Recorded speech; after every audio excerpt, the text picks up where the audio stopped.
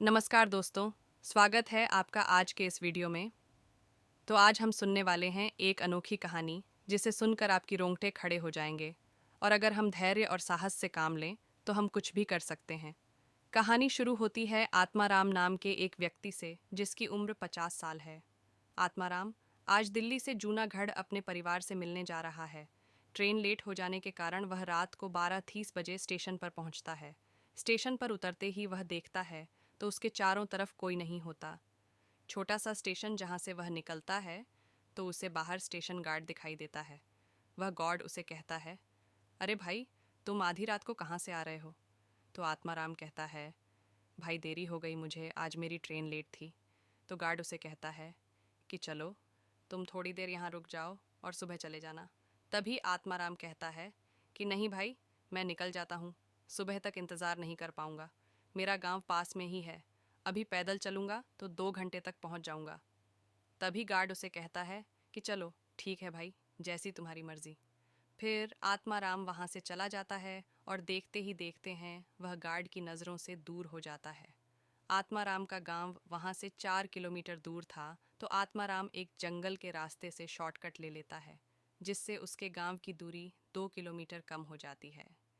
ये शॉर्टकट कुछ और नहीं बल्कि घना जंगल था। आत्माराम जब इस गांव में रहता था तो वह रोज़ जंगल से आया जाया करता था, मगर वह इस बात से अनजान था कि आज अमावस्या की रात थी, जो कि भूत प्रेत के लिए काफ़ी शक्तिशाली रात होती है। माना जाता है कि अमावस्या के दिन यह काली शक्तियाँ, भूत प्रेत अपनी शक्तियों की चरम सीमा पर होते हैं। इस बात से अनजान आत्माराम जंगल के कल अंधेरे में चल रहा होता है। अंधेरे को चीरती हुई उसकी टॉर्च की लाइट रास्ते पर पड़ रही थी। चलते चलते आत्माराम नदी की तरफ पहुंचता है, जो कि जंगल के बीचों बीच होती है। नदी पार करते समय उसे ठोकर लगती है और उसकी टॉर्च पानी में गिर जाती है और काम करना बंद कर देती है। अब आत्माराम परेशान हो जाता है क्योंकि चारों तरफ अंधेरा ही अंधेरा होता है और वह जंगल के एकदम बीचों बीच अकेला। तभी आत्माराम भगवान का नाम लेता है और आगे बढ़ना शुरू कर देता है। आगे बढ़ते बढ़ते वह एक पीपल के पेड़ से गुजरता है। गुजरते समय उसे कुछ आहट सी महसूस होती है। आहट सुनकर वह एकदम डर जाता है। उसकी सांस बढ़ने लग जाती है और धड़कन तेज हो जाती है। अब वह तेजी से चलना शुरू कर देता है। चलते चलते आत्माराम की नज़र वहाँ कुछ झाड़ियों पर पड़ती है और आत्माराम एकदम चौंक जाता है।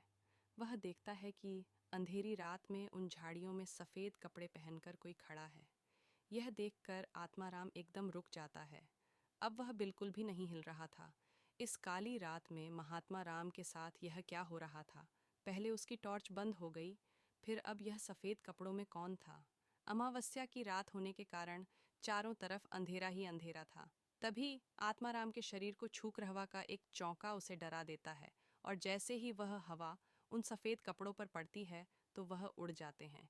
तभी आत्माराम को महसूस होता है कि यह तो किसी ने कपड़े सूखने के लिए डाले हैं। अक्सर गांव में लोग दिन को कपड़े धोकर झाड़ियां पर सूखने डाल देते हैं। तभी आत्माराम राहत की सांस लेता है और आगे बढ़ जाता है। अब आत्माराम का घर तकरीबन 1 किलोमीटर दूर था। आत्माराम बहुत खुश था कि वह बहुत दिन बाद अपने घर जा रहा था और अपने परिवार से मिलने के लिए बेकरार था। तभी कुछ ऐसा होता है जिसकी आत्माराम ने कल्पना भी नहीं की थी। अचानक उसकी नज़र एक जानवर पर पड़ती है, जो कि रास्ते के बीचों बीच बैठा हुआ था। वह जानवर एक बकरा था। उसे बकरे के बड़े बड़े सिंह और दाढ़ी आई हुई थी। उसे बकरे को देखकर आत्माराम चौंक जाता है और वह उसे भगाने की कोशिश करता है। जैसे ही वह उसे भगाने की कोशिश करता है तो बकरा खड़ा हो जाता है और बकरे की आंखें लाल होने लग जाती हैं।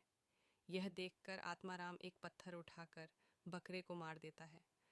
पत्थर लगने पर बकरा मनुष्य रूप में आ जाता है और वह आत्माराम की तरफ भागता है।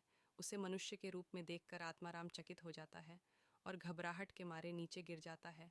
और वह बकरा जो एक मनुष्य बन गया था, वह आत्माराम को पकड़ लेता है।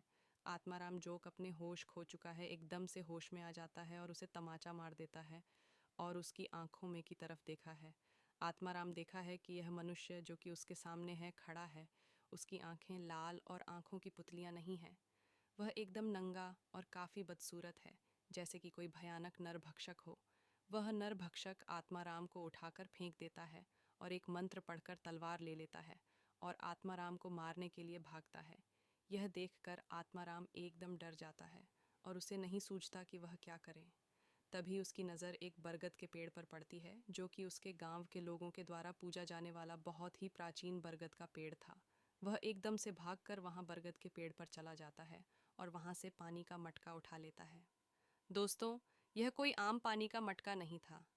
यह पवित्र जल से भरा हुआ मटका था, जिसे कि गांव के लोग बुरी आत्माओं से बचने के लिए बरगद के पेड़ के पास रखते थे।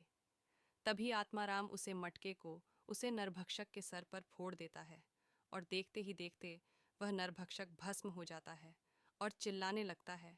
गांव 1 किलोमीटर दूर होने की वजह से लोगों को चिल्लाने की आवाज़ सुनाई दे रही थी, और जब लोगों ने आवाज़ सुनकर बाहर देखा तो उन्हें आग दिखाई दी। इसे देखकर लोग उसे आग को देखने के लिए पहुंचे। तभी उन्होंने देखा कि आत्माराम बरगद के पेड़ के पास बैठा हुआ है, और तभी लोगों ने पूछा कि आत्माराम, तुम यहाँ क्या कर रहे हो? तब आत्माराम ने सारी बात बताई। फिर लोग उसे उसके घर ले जाते हैं।